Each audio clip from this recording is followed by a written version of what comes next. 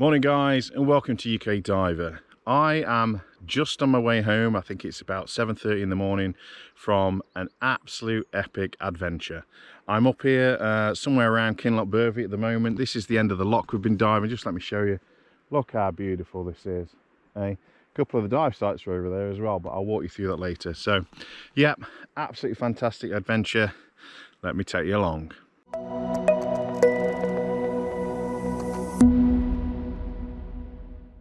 It is the 2nd of October today, and I'm finally going on a trip I've looked forward to literally all year. So I went on this trip about 2 years ago and absolutely fell in love with the place. It's not easy to get to. We've got about a 9.5 hour solid drive. That's it, non-stop to get there. Obviously we're going to be stopping a few times. Even my bladder's not that great, but yeah, so it's going to be a long old drive. So anyway, here we go. We're going up to Kinlochbervie. All right, see you up there. We are on the way. We are on my favourite motorway in the world. Well, I've not been on every motorway in the world, if you know what I mean, but certainly my favourite motorway in the UK anyway. And that is the glorious M74. I absolutely love this motorway. As motorways go, this is definitely the best. Why? Because normally it's dead. So it's just coming up for 10 to 10, so we're going for about 3.5 hours. I think we're due to be in Inverness about 1:30ish, something like that. So I guess I just wanted to have a quick chat with you and just, let you know what this trip's all about really, because it is just me. I didn't sort of plan it to be just me. I did open it up to sort of everybody that I know normally, and in the scooter club and with the dive friends. And unfortunately, a lot of people just don't want to do the travelling, which is a shame in one regard, but actually a boon in another. So, I think personally they're missing out, because this is some of the best diving I've done in the UK. Not wrecks, there's no wrecks, but if you're into your geology and you're into little critters and you're into good viz, like, the north of Scotland is absolutely, it's just unparalleled in the UK. I guess from a good point of view is not many people go there, and that's why I like going there. That's why I really wanted to come back, because it's that sense of freedom, it's that sense of exploration, it's that sense of adventure that you get with this. Because a lot of these dive sites, only sort of a handful of people have dove before. I mean, Chris and Kathy, who run Northeast Dive, KLB Dive now as they're calling themselves, they've only been doing it for a few years. They're very much still exploring up there. So, some of these dives, if you're so inclined, you can actually do. And no one's perhaps dived it before, and that's really exciting. That gets me excited. It's proper exploration. And you can't do that, pretty much anywhere else in the world now. There's not many places that somebody hasn't been before you, somebody hasn't dove before you. But up this, this far up north, there's a good possibility that you're the first ones on. The first trip we did, there was some sites we dove, and it was the first time anybody dove it. And one sticks out, particularly mine. There was a Scottish lad on the trip, and we went and dove this dive site, and it was absolutely brilliant. And it's one that they do regularly now. We come up, but he was super exciting. It was an absolutely fantastic dive, really, really dramatic, and we named that one the Dog's Bollocks site. Anyway, next stop Inverness, where we'll go and stock up on provisions for the trip. All right. Right, I'm going to concentrate on my driving, guys. You look after yourselves, and catch you later. Bye. Alright guys, so we've been driving a lot of hours. What is it, 6:30 we left. It's now 1:45. We're here in Inverness. I've just been to, let me show you, I've just been to Morrison's here in Inverness. So if you are this way, there is a big Morrison's here. The reason I stopped here is because, simply put, I'm not confident that I'm going to get fuel a bit further north. So I'm down to about 1/3 of a tank. Depends when you're watching this. If you're watching it, it's pretty much as soon as I release it, I guess we might still be in the fuel crisis, but there's a lorry driver shortage, which means that there's no fuel, because there's no lorry drivers to drive the fuel around. It's not there's a shortage of fuel, it's a shortage of lorry drivers apparently. So I'm just a bit conscious, as you get more north, the fuel stations become thinner and thinner, and I'm just conscious that if I leave it till I get all the way up there and then need fuel, I won't get it. So I'm gonna fill up here. It looks like they've got diesel here. So I've been and done my shopping. got me food for the few days, gonna get some fuel, and then we're gonna carry on, and I will see you at Ullapool, because I'm gonna take a stop at Ullapool, and I'll tell you why when we get there. All right guys, I'll see you in a bit.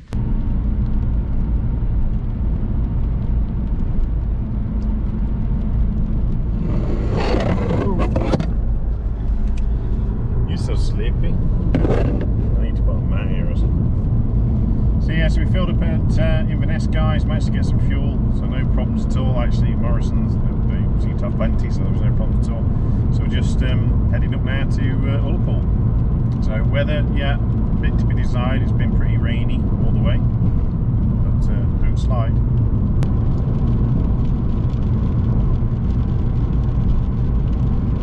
This place is stunning.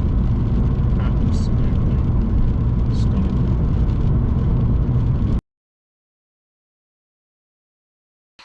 So hey guys, I've just stopped in Ullapool. Well, actually Ullapool's just a bit back that way. So this is actually a little place called Ardmore, and this is Ardmore Point. So I'll just give you a quick show.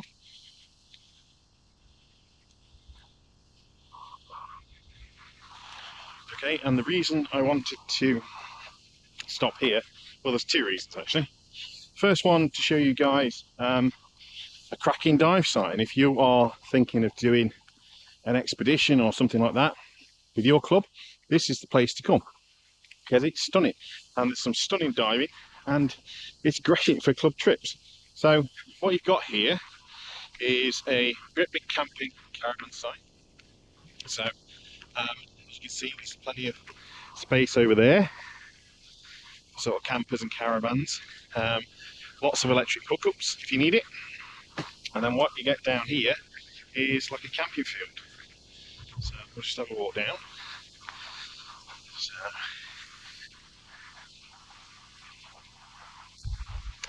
behind that hedge is more camping field. So we're just going to have a womble round, and I'll show you what the crack is. So, yeah, so over there's your toilets and facilities, washing, that kind of stuff. Very nice.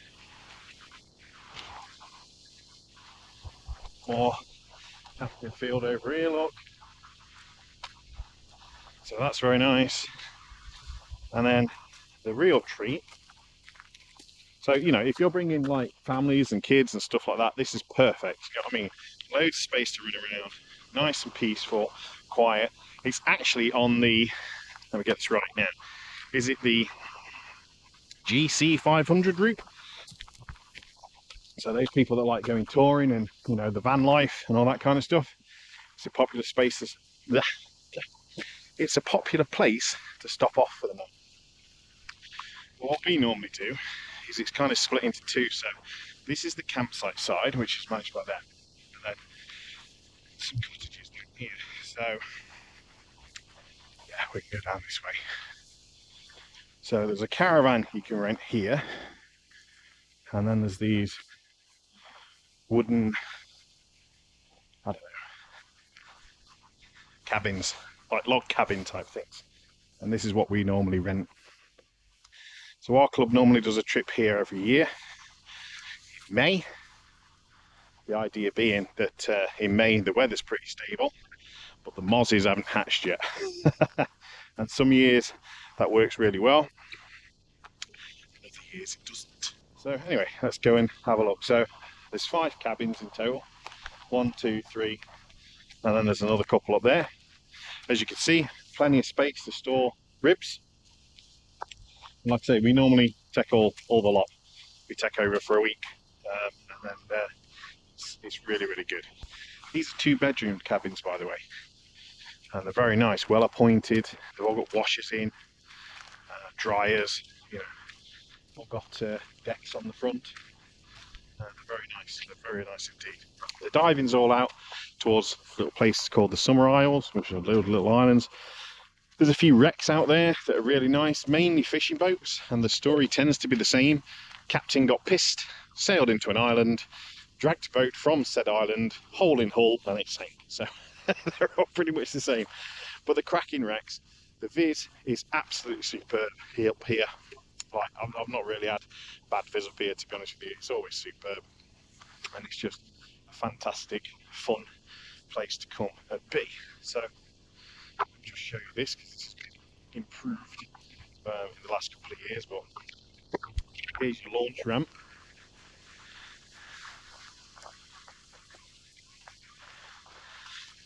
So it's got everything you need for a nice rib week, mate.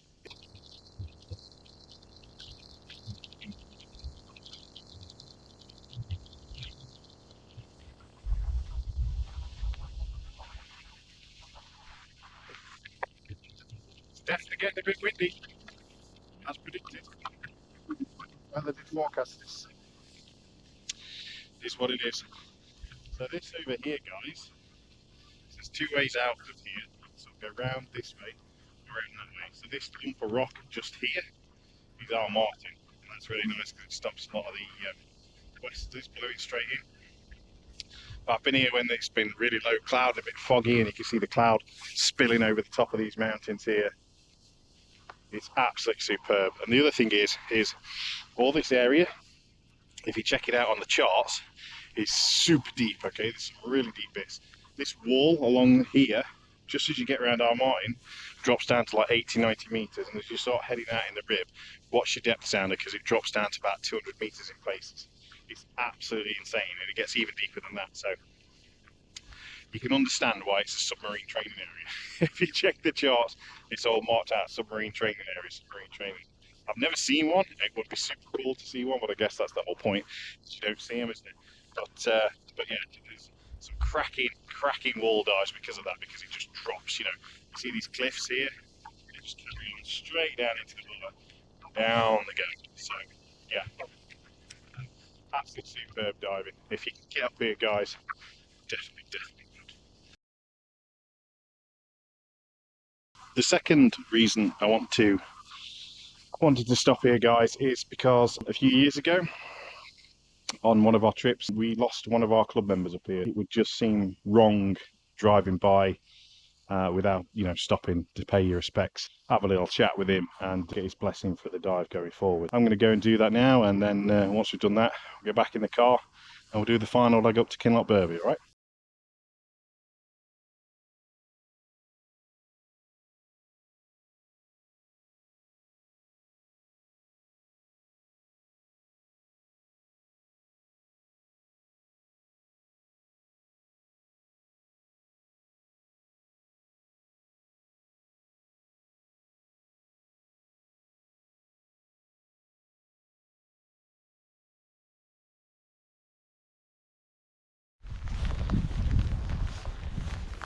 Hey guys, you're right.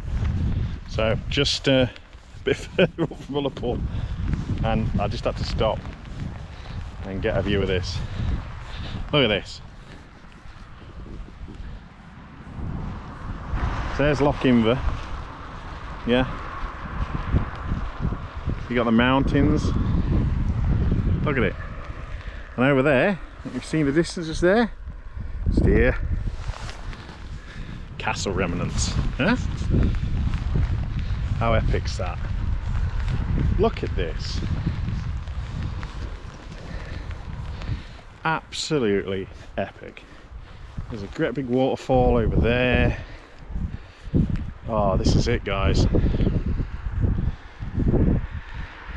Absolutely stunning. That's right, my phone's still navigating the car, so it's telling me I've got to turn. But oh, hang on, look at this down here. I'll have to check this out later. Look at this. Am I seeing right? Look at this.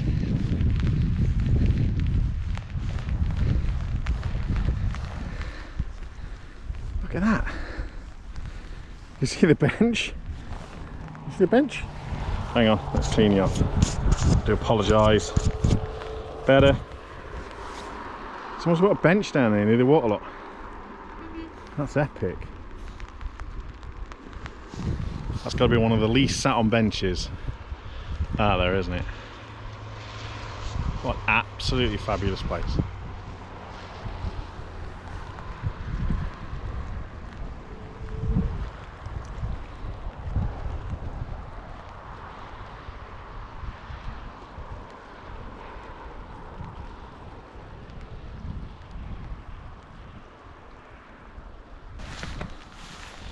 So as I've said, guys, this trip's I'm on my own.